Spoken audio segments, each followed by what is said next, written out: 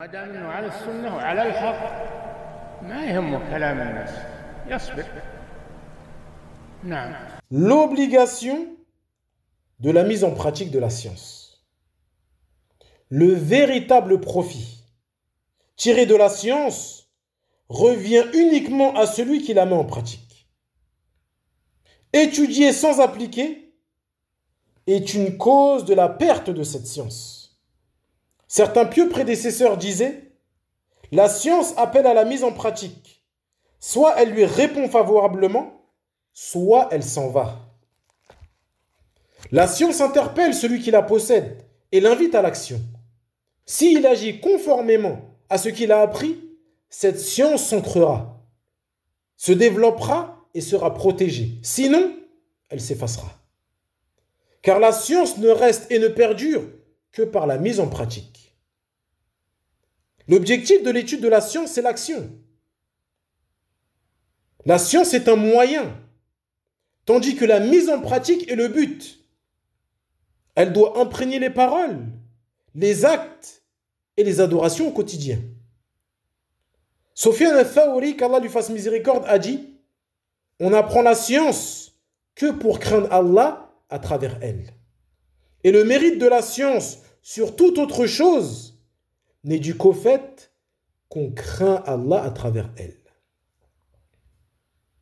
La science a une valeur éminente, car elle conduit son détenteur vers Allah et accroît sa foi ainsi que sa crainte. Allah dit à ce sujet: Innama yakhsha Allah min ibadihi al-ulama. Parmi les hommes, seuls les savants craignent Allah subhanahu wa ta'ala. La véritable science est donc celle qui engendre la crainte d'Allah. Un homme dit un jour à l'imam Sha'bi rahmahullah: ô imam, émets une fatwa. Il répondit: le véritable savant est celui qui craint Allah. Bien qu'il fût un grand imam, connu des gens de la sunna, il insista pour rappeler que la science repose sur la crainte d'Allah, soulignant que tel est le critère le plus authentique. Les pieux prédécesseurs avaient pour habitude de se recommander mutuellement la mise en pratique de la science. Ayyub as-Sirtiyani rahmahullah a dit: Abu Qilaba m'a dit: ô Ayyub, lorsqu'Allah t'accorde une science, accorde-lui une adoration. Que ta préoccupation ne soit pas de la transmettre. Subhanallah. Voyez comment les pieux prédécesseurs éduquaient leurs étudiants. Ils leur inculquaient l'importance de la mise en pratique comme objectif premier de l'acquisition de la science. La mise en pratique de la science est également un moyen de faciliter la mémorisation.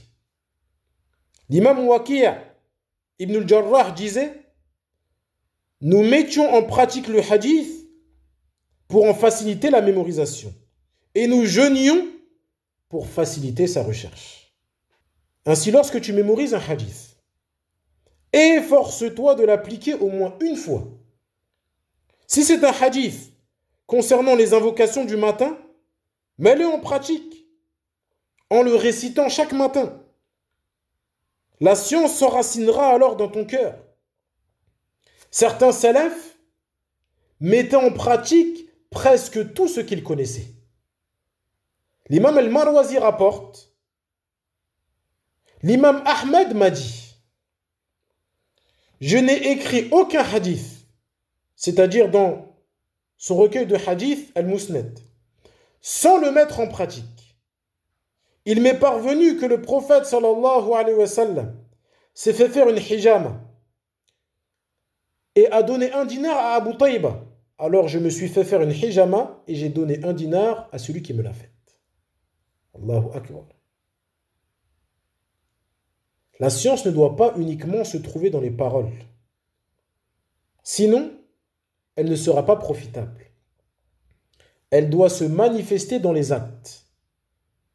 L'imam al-Darimi rapporte dans ses Sunan d'après le Hassan al-Basri, qu'Allah lui fasse miséricorde, qui a dit, il y a deux types de sciences. Une science qui est dans le cœur, c'est la science bénéfique, et une science qui est sur la langue, c'est une preuve d'Allah contre le fils d'Adam. Ce athar a été authentifié par Cheikh al-Albani, qu'Allah lui fasse miséricorde. La science du cœur est celle qui est bénéfique, élève, renforce la foi et la crainte d'Allah Azza wa Jal. Celle qui reste sur la langue devient un argument contre le serviteur. Lorsqu'il appelle à la crainte d'Allah, la pratique-t-il lui-même? Quand il invite à la bonne conduite et au bon comportement, l'applique-t-il dans sa propre vie? Prenons garde. Ces paroles seront soit une preuve pour nous, soit contre nous. L'imam Muslim rapporte, d'après Abu Malik al-Harith ibn Asim al-Ash'ari, qu'Allah l'agrée, que le prophète sallallahu alayhi wa sallam a dit: le Coran est une preuve pour toi ou contre toi.